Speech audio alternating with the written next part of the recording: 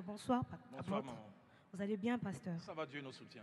Grande est ma joie de partager ces textes avec vous. Joie partagée. En tout cas, moi-même, je me suis retrouvée dans la prédication ce soir. Et puisque j'aspire au mariage, j'espère que je serai une bonne épouse pour mon mari. J'espère que le frère est quelque part là. Amen. Merci, pasteur. Alors, nous allons faire le même exercice comme hier. Nous allons prendre 2 questions dans l'Assemblée et 2 questions au travers de nos plateformes, parce que nous savons que ça fait boum, boum, boum. De l'autre côté là-bas, il y a beaucoup de questions. Nous allons faire comme hier. Nous allons prendre 2 questions, une en français et une autre en lingala. Et de préférence, les dames d'abord. On commence parce qu'aujourd'hui, là, il s'agit des femmes. Ouais. Je suis sûre que les femmes ont beaucoup de questions à poser. Mais puisque nous courons derrière le temps et le timing, il est vraiment limité, soyons précises et concises lorsque nous allons poser nos questions. N'est-ce pas, les mamans? On est d'accord? Voilà. Donc, on prend une question en français et une question en lingala. Le micro ici devant. Je vois, il y a maman ici devant.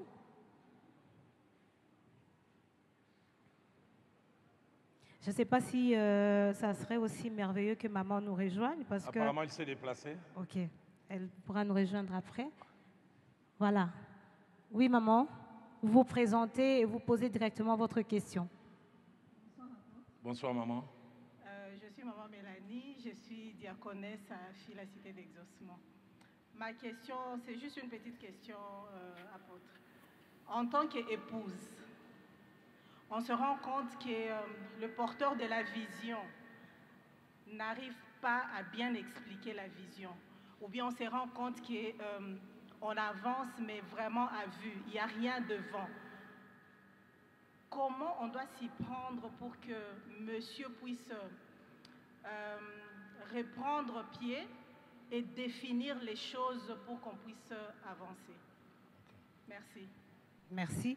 On prend la deuxième question, qui est celle qui sera posée en lingala. Je vois une doigt de l'autre côté. Est-ce que c'est un homme? C'est une femme. Bonsoir, apôtre. Bonsoir, maman. Je m'excuse, je ne pense pas qu'en lingala, je pourrais m'exprimer. C'est elle qui décide. En tout cas, on veut une question en lingala.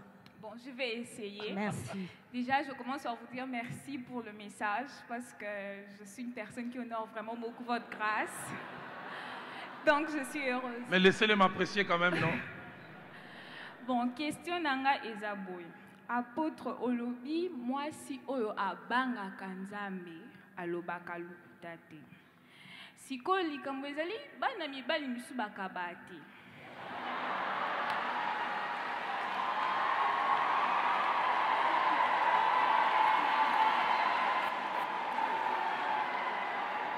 Yepo apeso mbongo, il faut okoma lettre à analyser nos demandes na yo, ce qui est nécessaire tout et puis à répondre yo.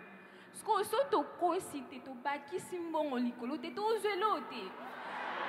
Siko solution nini apôtre ako proposer biso pona ka bongo. Merci. Merci beaucoup.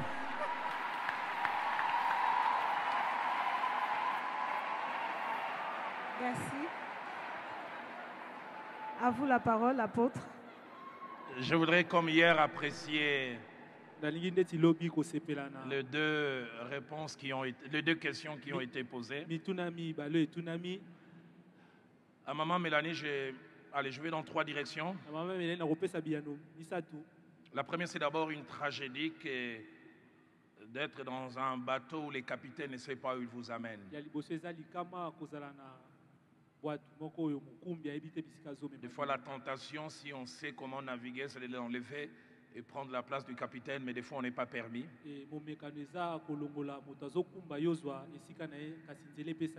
Mais la deuxième, avec mes trentaines d'années dans le ministère et mes contacts avec le couple, je crois aux vertus de la prière. La première des choses que je vois quand on constate, c'est là, c'est de se mettre à genoux. Je crois en ce que la Bible dit, notre Dieu qui est capable même de faire pencher le cœur des rois, afin qu'ils accomplissent sa volonté à sa guise. S'il peut toucher le cœur des rois, il peut le faire pour n'importe qui.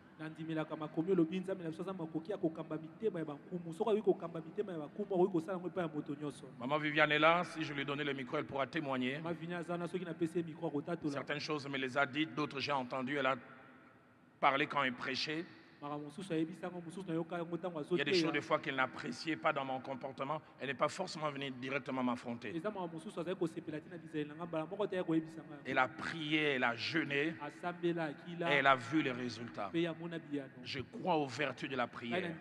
Ça, c'est ma deuxième réponse. Ma troisième réponse, c'est que la finalité, c'est peut-être finalement de lui parler. Mais en parlant, y mettre la manière. Et dans la manière, il y a la sagesse. Ma Bible à moi, on l'a fait partir. J'avais ma Bible à moi. Benjamin, tu ne veux plus que je travaille?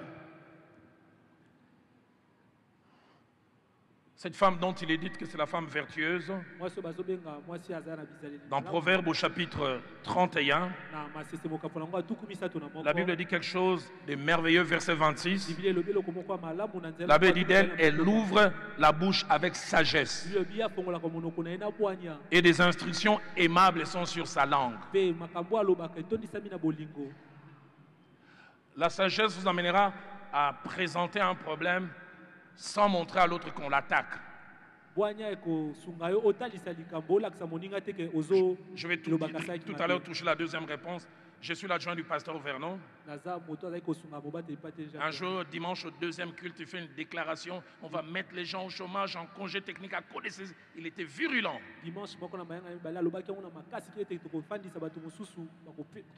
À la fin, tous les anciens, Papa Ilunga, Papa qui mène à tous les autres, viennent me voir. Ce que le pasteur a dit, c'est pas bon. C'est toi l'assistant. Tu dois me dire, non, c'est toi. J'envoie un texto au pasteur Vernon, je dis j'aimerais passer à la maison le soir. Il dit il y a un problème, je dis un tout petit. Quand j'arrive le soir chez lui, j'ai dit papa, aujourd'hui au culte, j'ai cru vous entendre dire ça, mais il est possible que j'ai mal entendu. Et pourtant, il y a bien.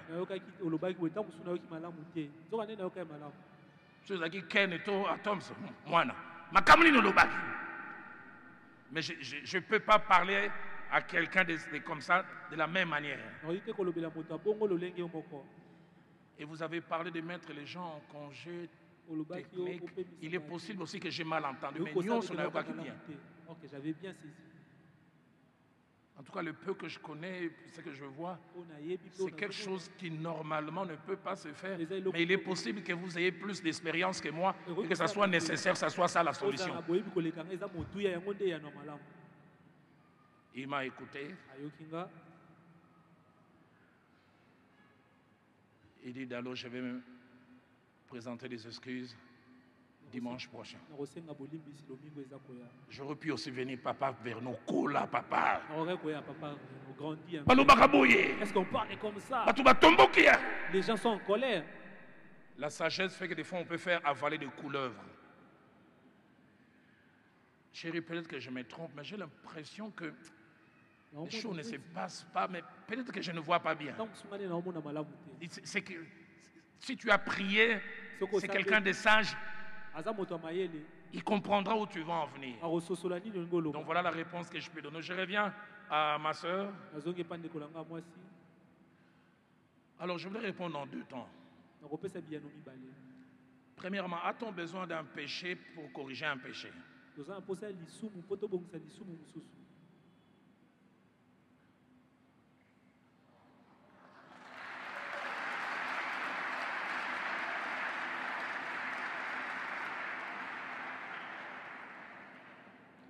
Parce qu'il a un problème, il est égoïste. Est-ce le mensonge est le seul moyen pour solutionner cela?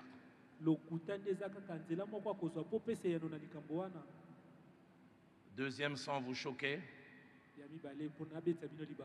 pour moi le mensonge c'est un manque de foi. Moi, j'ai vu des femmes se mettre à genoux et prier et les mains de leurs maris se sont ouvertes.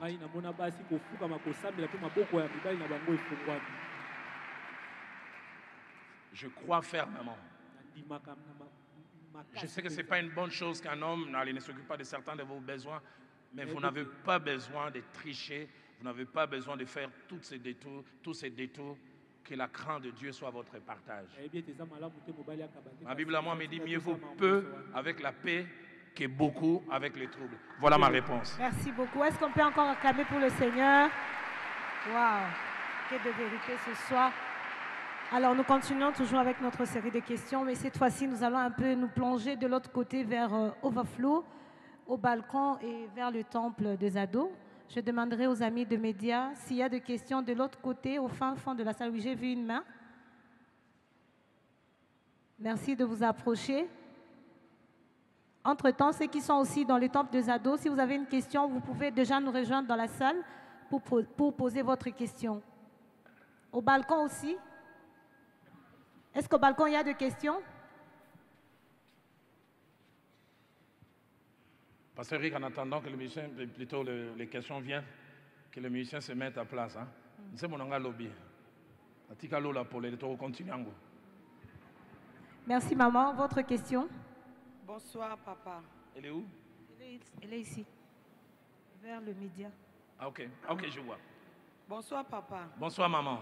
Ok, moi c'est Sœur Fallon. Allez-y maman Fallon. Ok. Je m'exprime à Lingala ce mien. Lingala va permettre qu'il y ait. Ok. Papa, Nengina Tunaboye. En tant que marié, na mobile na yo na katanda, il fait de une année, vous couchez pas ensemble. Il fait de 8 mois, vous faites rien. Maintenant na Kawana, moi ça andeni.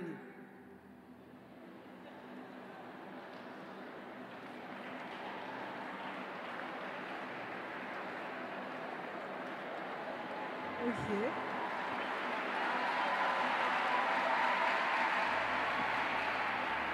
Je réponds bien, je prends l'autre. On prend une autre question. Il y a une autre dame à côté. Oui. Donc maman, 8 mois. 8 mois, une année, 6 mois, même tu viens. Pardon? Il n'y a rien. Il ne fait rien. Il te dit que c'est un problème de cerveau. Il te fait rien. Même tu marches ni. Il te regarde seulement comme ça, tu fais rien. Même tu parles aux parents. Rien. Les Camerounais sont aussi français.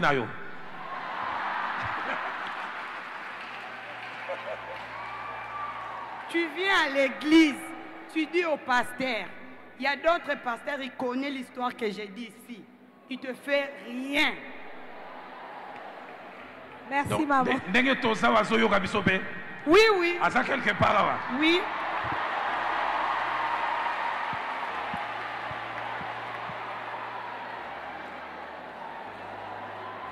Ok.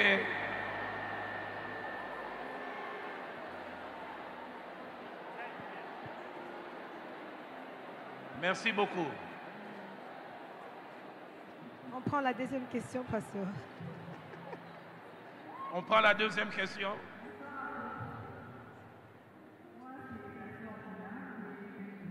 Vous, en fait, c'est un conseil que je voudrais avoir de vous. Un conseil? Oui, parce qu'aujourd'hui, pour nous qui ne sommes pas encore mariés, les mariages commencent à faire peur, en fait. Il y a des femmes qui sont battues tout le jour et qui finissent par subir de suite de tous ces coups-là. À ces femmes-là, vous allez leur demander de rester dans ces mariages, de rester soumises au point où elles perdent leur vie à la fin. Je connais un couple où toute la vie, la femme a été battue par son mari. Il y avait même des copines de son mari qui venaient la battre chez elle à la maison, mais elle est restée soumise. On ne l'a jamais vue crier sur son mari ou parler à son mari de manière déplacée. Mais aujourd'hui, elle a des enfants mariés, mais elle passe son temps dans les hôpitaux. Et on a même peur pour sa vie. Est-ce qu'une femme qui est battue, qui n'est pas heureuse, doit rester dans ces foyers-là, au prix de sa vie? Je vais répondre à ces deux questions, puis bientôt on prendra les autres. Je reviens sur la première dame. Je vais peut-être dans 4 directions. La première, le monsieur peut être là. Je voudrais vous demander de ne pas être choqué. Ma Bible à moi me dit l'oppression rend insensé même les sages. C'est-à-dire la souffrance, quand elle est extrême, elle peut faire perdre le contrôle à quelqu'un. C'est vrai que des choses comme ça n'auraient pas pu arriver à ce que tous ces détails sortent, mais on peut sentir que c'est le cœur d'une femme qui est à bout. La preuve, elle a dit, elle a eu à parler au pasteur, mais rien n'a été fait. La deuxième, au-delà des réponses que je donne, je voudrais dire à ce frère s'il est ici, s'il croit à mon apostolat, s'il croit à mon leadership, je voudrais qu'à la fin, madame et toi, vous veniez au bureau.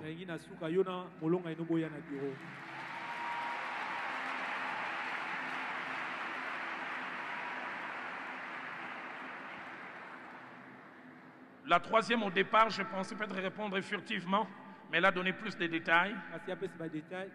Au départ, je pensais dire qu'il y a plusieurs raisons qui font un homme ne touche pas une femme.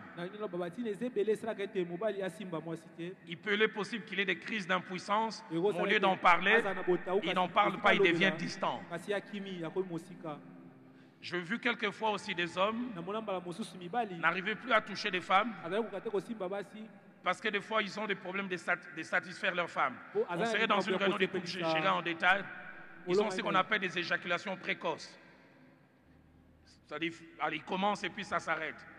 Et plusieurs hommes, quand la femme réagit mal, il a tendance à vouloir désormais se protéger. J'ai souvent géré des couples. Vous commencez comme ça, lui, il est fini.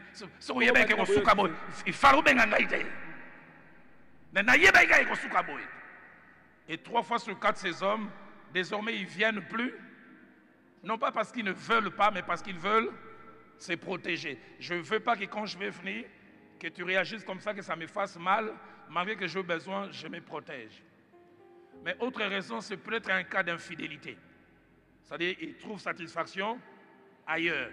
Parce que c'est anormal, comme il est dit, allez, 1 semaine, 2 semaines, mais est-ce que ça aille 8 mois, plusieurs mois, ça montre qu'il y a quelque chose qui ne va pas. 4e raison que je peux toucher, c'est peut-être qu'il y a un problème spirituel qui est derrière ça. J'aime pas trop les termes femme des nuits, mais allez, quelque chose qui peut aller dans ce sens-là, ou quelque chose de spirituel empêche à cet homme de bien faire face à ce que j'appelle ses devoirs. Et 3e et avant-dernière chose que je voudrais dire, je dis à cet homme, c'est anormal. Si vous êtes chrétien, la Bible nous montre 2 choses. Que 1, le corps de l'homme ne lui appartient pas, appartient à la femme. Et de 2, le corps de la femme ne lui appartient pas, appartient à l'homme. Et la Bible dit, si vous allez vous priver, privez-vous pour un temps d'un commun accord. Pas qu'un décide pour vaquer à la prière, mais si ça ne marche pas, si la prière finit, revenez ensemble. Et 4e des choses que je voudrais dire à cette femme, je voudrais vous demander de ne pas perdre espoir. J'ai vu des couples qui ont eu des problèmes de toutes sortes, spirituels ou peut-être même d'infidélité, mais Dieu a fini par agir. Mais je voudrais encore revenir sur ce que j'ai dit à cet homme. Ne quitte pas cette salle. Si tu me reconnais comme pasteur apôtre, vois-moi. Dans tout le cas, tout le monde ne te connaît pas. Certains peut-être qui connaissent ta femme peuvent vous identifier, mais nous tous, on ne vous connaît pas, donc j'aimerais vous voir tout à l'heure. La deuxième question qui a été posée tout à l'heure, elle est très très importante et pertinente. Je vais dans 3 directions. La première, quel que soit le problème qu'il peut y avoir dans un couple, la violence ne doit jamais être la réponse. Le pasteur Vernon disait, aucun homme n'a le droit de mettre la main sur sa femme même en utilisant une fleur pour faire cela. Donc ça, c'est anormal. La deuxième, est-ce que parce qu'il porte la main sur moi que je dois quitter? Écoute, le bon sens appelle à cela. Mais moi, je n'ai aucun verset biblique pour vous dire parce qu'il porte la main, quitter. Mais le bon sens appelle cela. Un peu comme vous l'avez dit, je pense qu'on a entendu parler d'une chanteuse, je pense, nigériane. Hein. Comme ça a persisté. Et puis elle a fini par mourir. Mais 3e des choses, allez, je ne vais pas forcément justifier parce que vous l'avez mentionné. Vous dites que cette femme est douce. Mais il y a des fois aussi, comme j'ai mentionné tout à l'heure, des femmes querelleuses, des femmes irritantes qui vous poussent à la faute. Je ne dis pas que parce qu'elles vous poussent à la faute, vous devez aussi commettre la faute. Il arrive des fois, vous voyez la réaction de l'homme, mais vous ne voyez pas ce qui a été comme point de départ. Des fois aussi, si on guérit les points de départ, tout ce qui se passe après ne serait pas. Mais je voudrais revenir, pour aucune raison, un homme n'a le droit de porter la main sur sa femme. Mais de deux, quand vous sentez que votre vie est en danger, le bon sens vous donne à vous protéger, parce que des exemples, on en a vu. Mais bibliquement parlant, moi je ne peux pas ici en tant que pasteur vous dire, si vous trouvez cela, partez. Je veux dire aussi changer les hommes, même les plus violents, changer. Docteur Atom, ça chante, il dit, Motona Kanda Kanda, Azwa douceur à Molimo. C'est votre pasteur qui a chanté ça. C'est peut-être votre homme aussi peut avoir la douceur de l'esprit. Amen. On va prendre la 5e question. Bonsoir. Bonsoir. Moi, c'est Luciana. D'abord, je voudrais dire merci à papa pour la parole de ce soir. Moi, personnellement, j'ai été bénie et édifiée par cela. Alors, du coup, ma question était par rapport au fait que ça fait un moment... il y a un homme que je fréquente et cet homme, c'est un homme de Dieu, un serviteur de Dieu dans une autre église, pas dans notre église, voilà, dans une autre église. Mais dès le début de la relation, parfois Dieu me parle dans des rêves ou même dans des visions. Alors dès le début de la relation, je voyais souvent des choses dans mes rêves qui ne correspondaient pas du tout à sa marche avec Dieu. Alors à chaque fois que je lui en parlais, il ne faisait que me dire, ce ne sont que des rêves, ça n'a rien à voir avec ce que moi j'ai fait. Alors du coup, il n'y a pas que de rêves négatifs que j'ai fait, il y a aussi des rêves positifs que j'ai fait en rapport avec nous deux. Et des rêves souvent qui parlent d'un futur positif, nous deux. Mais c'est très souvent ces rêves négatifs qui reviennent très souvent. Et il y a ces derniers temps, ces rêves négatifs se répètent. Et il s'est avéré que l'un de mes rêves soit réel et que je l'ai trouvé dans ces rêves-là que j'ai fait. Alors je l'ai confronté pour lui dire que voilà, avant d'abord de t'attraper dans ça, j'ai fait ces rêves et les rêves que j'ai fait, il est exactement ça qui est arrivé. Et du coup, à chaque fois que j'essaie de l'en parler ou que ça soit calmement, comme vous l'avez dit, ou sous colère par exemple, ça finit toujours mal. Et du coup, je ne sais pas comment faire si je dois me référer au fait que les rêves négatifs sont plus présents que les rêves positifs, que je puisse continuer à prier pour la relation en question ou que je puisse arrêter. Moi, je voudrais d'abord vous poser une question essentielle avant, il y aura une autre question derrière, avant de laisser que l'autre question soit posée. Est-ce que dès le départ, vous avez l'assurance que Dieu est partie prenante dans cette relation ou vous recherchez encore la volonté de Dieu? Bon, moi, personnellement, je ne sais pas de son côté. Non, vous. Moi, personnellement, je dirais oui, parce qu'avant que je ne puisse donner ma réponse à sa proposition, j'avais personnellement prié pour cela. Et c'est suite à la réponse venant de Dieu que j'ai eu à donner ma réponse auprès de l'homme. Cette réponse, elle est essentielle. Je reviendrai sur cela tout à l'heure. Merci. Merci. On prend la dernière question. C'est la sœur Élisée. Moi, personnellement, j'aimerais savoir, sur tout ce que vous avez énoncé ce soir, sur la femme, source de bonheur ou de destruction, ou femme tout court. Moi, personnellement, j'ai grandi dans une famille où je dirais que maman n'est pas vraiment un exemple. Mais quand tu vois dehors, tu as des exemples. Mais à la maison, vraiment, je peux le dire que c'est une source de destruction. Je peux le témoigner, même sa famille peut le témoigner. Mais je prie, je me dis que quand je vais rencontrer l'homme de ma vie, je ne veux pas être comme ça. Mais au fur et à mesure que j'avance, je me rends compte qu'en moi, j'ai ce grain de... Comme un potentiel. Oui, c'est ça au fait. Je ne sais pas comment faire. Je prie, mais après les réactions, je te rends compte qu'il y a un peu de maman dedans. Je ne sais pas quoi faire. J'apprécie beaucoup votre sincérité. Est-ce qu'on peut acclamer les seigneurs?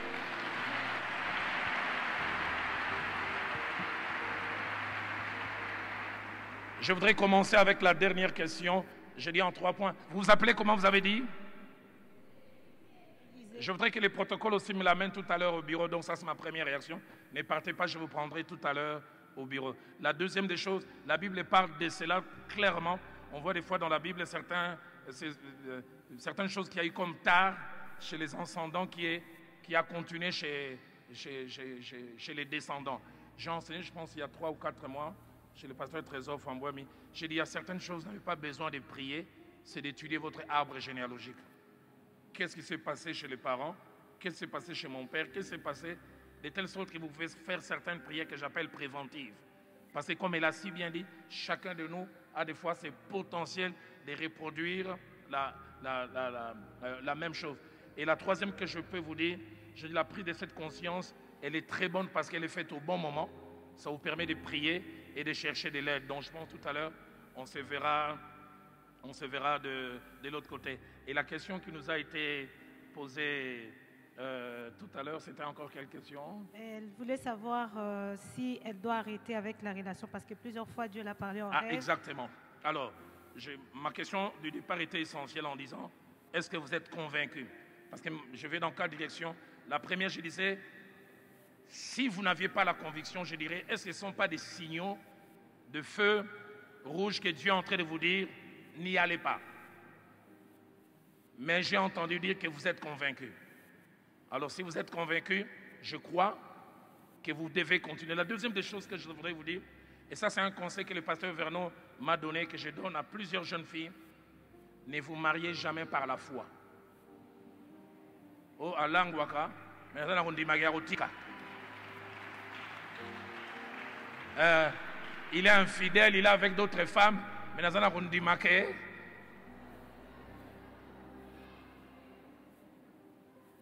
9 fois sur 10, sans Dieu, les mêmes tares du début, et continue. Troisième des choses, je vous ai entendu dire que Dieu vous montre des choses, et je crois que c'est l'un des signes qui montre peut-être que Dieu vous a placé à ses côtés, un peu comme nous avons enseigné aujourd'hui, afin que vous soyez source d'enrichissement.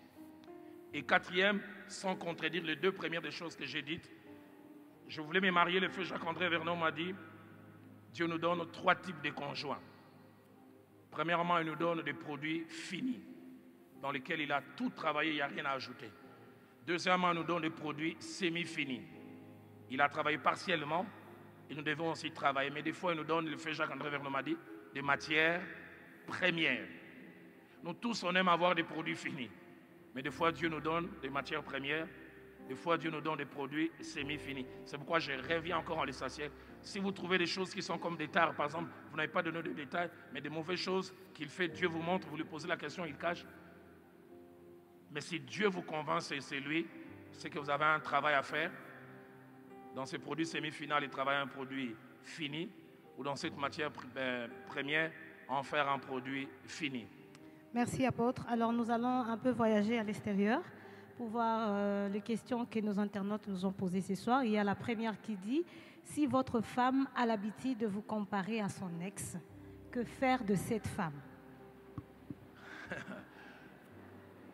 Alors, normalement, ça ne doit pas se faire. Il n'est pas rentré en détail. Moi, dans la pastorale, j'ai vu, non seulement les femmes, les hommes aussi, hein, mais je prends surtout l'exemple des femmes. Souvent, quand j'enseigne aux couples sur la sexualité, il y a des femmes, par exemple, qui ont été marquées par un partenaire sur la sexualité. Alors, on peut dire qu'il les faisait arriver jusqu'à un certain niveau, mais il se marie à un novice. Et des fois, la tendance est de dire, lui, il faisait mieux. J'ai dit, ne comparez jamais. Laissez entre les mains de Dieu cet art qu'il peut y avoir, comme j'ai touché dans la sexualité ou dans les comportements, Dieu peut les changer. Les comparaisons font très très mal et éloignent les conjoints. Tu peux les penser si c'est plus fort que toi, mais il ne faut jamais les dire. Donc, à cette femme qui fait ces comparaisons, mais je dis aussi aux hommes qui les font des fois. Janine, la deuxième graduate, donc on se dit, donc, malgré qu'on est ensemble, toi tu penses toujours à l'autre. L'autre question c'est quoi? L'autre question c'est en lingala. Apôtre, conseil nini na bana oyo bakoli na balibota instable pe aza dégoûté na libala? C'est la sœur Hermine qui pose cette question. J'aime pas souvent cacher mon histoire. Mon père et ma mère, jusqu'à ce que je me marie, n'étaient pas un bel exemple du mariage. Distants l'un vis-à-vis de l'autre. Mon père portait beaucoup la main sur ma mère. Et souvent, quand je voyais leur vie de couple, je disais, si le mariage c'est ça, j'en veux pas. Et je suis arrivé à l'église de la Borne. La première fois que j'ai vu les couples vernaux dans mon cœur, j'ai dit, wow, les seuls échantillons, ce n'est pas mes parents. Il y a aussi d'autres échantillons. J'ai vu d'autres aînés. Je me souviens d'un aîné qui est maintenant pasteur en Banzangungu. C'est lui le premier vers qui je me suis tourné. J'ai dit, je ne croyais pas au mariage. Mais en venant ici, en voyant ces autres exemples, j'ai compris que le seul exemple, ce n'est pas les mauvais exemples auxquels j'ai été exposé. Et il m'a dit, c'est possible. Surtout que toi, tu as le Seigneur. Et surtout, il m'a fait comprendre, mon père, c'était un religieux. Il n'avait pas le Seigneur. J'aimerais dire à ces jeunes gens, le seul échantillon auquel vous avez été exposé n'est pas l'unique. Il y a d'autres échantillons qui sont meilleurs. Alors ne faites pas une croix sur le seul échantillon mauvais, alors qu'il y a d'autres échantillons. Et j'ai pu me marier, et je ne pense pas que j'ai reproduit ce qu'il y a chez mes parents. Et je crois fermement que Dieu m'a donné la capacité avec mon épouse de bâtir autre chose. J'aimerais dire comme Feu Alain Moloto l'a chanté, c'est encore possible. Alors on prend la toute dernière question. Vous avez dit que le mariage n'est pas que pour le sexe, mais que faire des genres de femmes qui prennent le sexe comme étant la raison du mariage et qui sont prêtes plutôt à faire n'importe quoi, tricher, tromper et tout ce qui va avec, surtout si son homme n'est pas à la hauteur de satisfaire ses attentes. Alors j'aimerais vraiment me rassurer qu'on ne m'a pas bien, je ne me suis pas mal fait comprendre. Quand je dis le sexe n'est pas fait que pour les mariages, je n'ai pas voulu dire que la sexualité n'a aucune place. La sexualité occupe une place, j'ai même dit une grande place, mais j'ai dit que ce n'est pas que ça. Il y a ça, et puis il y a tous les autres domaines où on peut être des sources d'enrichissement. Demandez aux couples qui sont mariés, 30 ans, 35 ans, 40 ans, ils pourront vous dire qu'ils n'ont pas les mêmes rythmes sexuels aujourd'hui qu'ils avaient au début. Donc on peut dire ce qui était prioritaire à un moment c'est une fois la semaine, une fois le mois, mais la vie des couples continue et plein de choses qui se passent. La femme peut-être a des soucis de santé, l'homme a des soucis de santé, mais la vie des couples continue. Si vous avez la possibilité de vivre une sexualité épanouie, il n'y a aucun problème. Mais il n'y a aucune raison, parce que ça ne marche pas à l'extérieur, plutôt à l'intérieur, qu'on aille tricher à l'extérieur.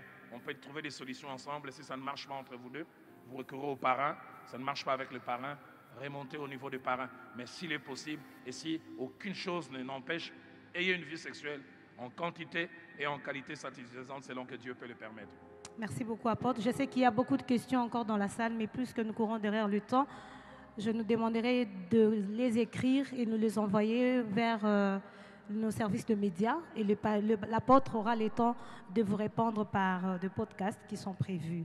Alors, j'aimerais dire à quelqu'un ce soir, n'oubliez jamais, jamais ces 8 vérités que l'apôtre nous a données ce soir. C'est ainsi que nous mettons fin à ces textes tables, madame, messieurs. Est-ce qu'on peut se lever? De Dieu, merci ce soir. Donc le temps est presque passé. Je vais juste prendre 7 minutes. Et puis nous allons nous séparer. Est-ce qu'on peut d'abord acclamer le Seigneur pour cette soirée? Est-ce qu'on peut encore acclamer le Seigneur?